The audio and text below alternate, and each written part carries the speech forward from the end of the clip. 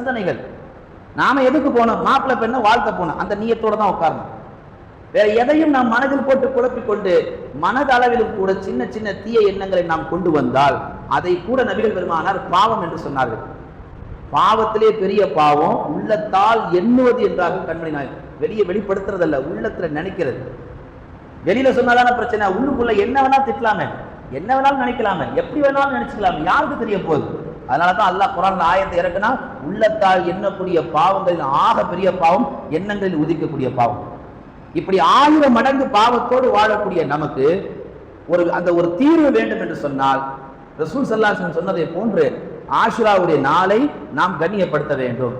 அது ஒரு வருடத்துடைய பாவங்கள் மன்னிக்கப்படும் என்றால் கண்மணி நாயகம் ஸல்லல்லாஹு அலைஹி வஸல்லம் அல்லாஹ் குர்ஆன்ல பேசுவான், இன்னல் இன்சான லஃபீ குஸூர், நிச்சயமாக மனிதன் நஷ்டத்திலே இருக்கிறான் என்று அல்லாஹ் பேசுறான்.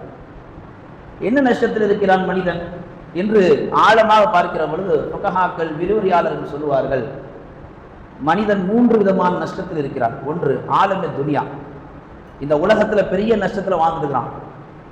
2வது ஆலமே பர்ஸக், மன்னரை வாழ்க்கை, கொண்டு போய் வச்சதுக்கு பின்னாடி மறுமை ஸ்டார்ட் ஆகிற வரைக்கும் அங்க ஏற்படுற அத்தனை பிரச்சனையும் நம்ம சமாளிச்சு ஆகணும். 3வது ஆலமே ஆஃபிரா, மறுமையுடைய வாழ்க்கை. இந்த 3 நிலைகளிலும் இந்த மனிதன் கடந்து விட்டால், வென்று விட்டால், இவன் தான் முஃப்லிஹூன் என்றார்கள் கண்மணி நாயகம். இன்னல் இன்சான லஃபீ குஸர், நிச்சயமாக மனிதன் நஷ்டத்தில் இருக்கிறான் என்று அல்லாஹ் சூரா அஸ்ர்ல பேசுகிற பொழுது அல்லாஹ் என்ன சொல்வான்?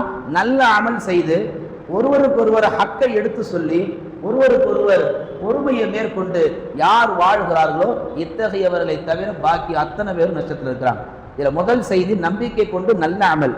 இப்போ ஆஷுராவுடைய தினத்தில் நம்பிக்கை வேணும். என் பாவங்கள் அல்லாஹ் மன்னிப்பான், என் பிரச்சனைக்கு அல்லாஹ் தீர்வு கொடுப்பான், நான் துவா கேட்டால் அல்லாஹ் கபூல் செய்வான், என் நோன்பை கொண்டு அல்லாஹ் என் வாழ்க்கை தரத்தை உயர்த்துவான் என்ற நல்ல நம்பிக்கையோடு நல்ல எண்ணங்களோடு அந்த ஆஷுராவை நாம் கடத்தினால் பெருமானார் சொன்னார்கள், ஒரு வருடத்தின் பாவங்கள் மன்னிக்கப்படுவது மாத்திரமல்ல, அனைத்து பிரச்சனைக்கும் அந்த ஆஷுராவில் அல்லாஹ் ஒரு தீர்வை தந்து விடுவான்.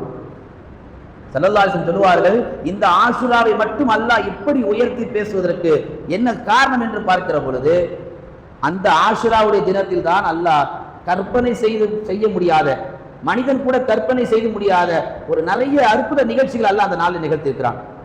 நீங்க வரலாற்று பாருங்க, ஆஷுராவுடைய தினத்தில் அல்லாஹ் சாதனை செய்யாத எந்த வெற்றியும் கிடையாது. அந்த நாளில் கிதாபுகள்ல வரிசையா சொல்றாங்க, 30க்கும் மேற்பட்ட சாதனைகளை எழுதுறாங்க.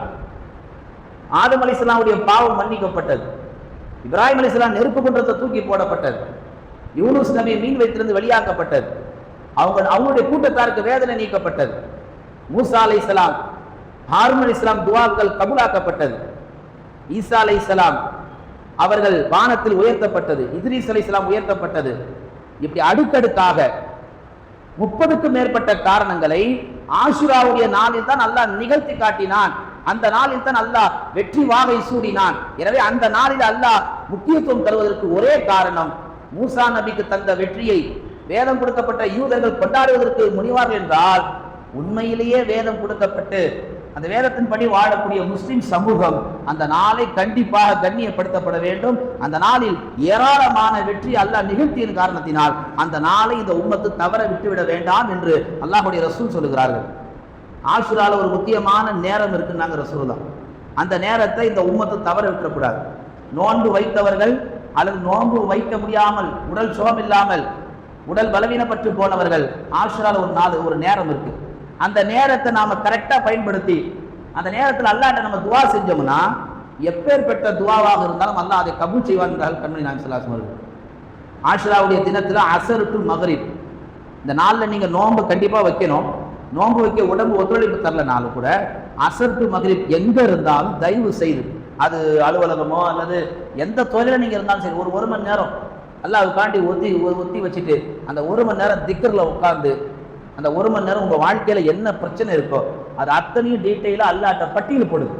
முதல் உடல் சார்ந்த பிரச்சனை, குடும்ப சார்ந்த பிரச்சனை, பொருளாதார பிரச்சனை, வியாபார பிரச்சனை, கடன் பிரச்சனை, என்னென்னலாம் உங்களுக்கு வாழ்க்கையில நிம்மதி இல்லாம இருக்கோ அது அத்தனையும் அந்த அஸர் டு மக்ரிப் அல்லாஹ்ட்ட ஒண்ணா சொல்லுங்க.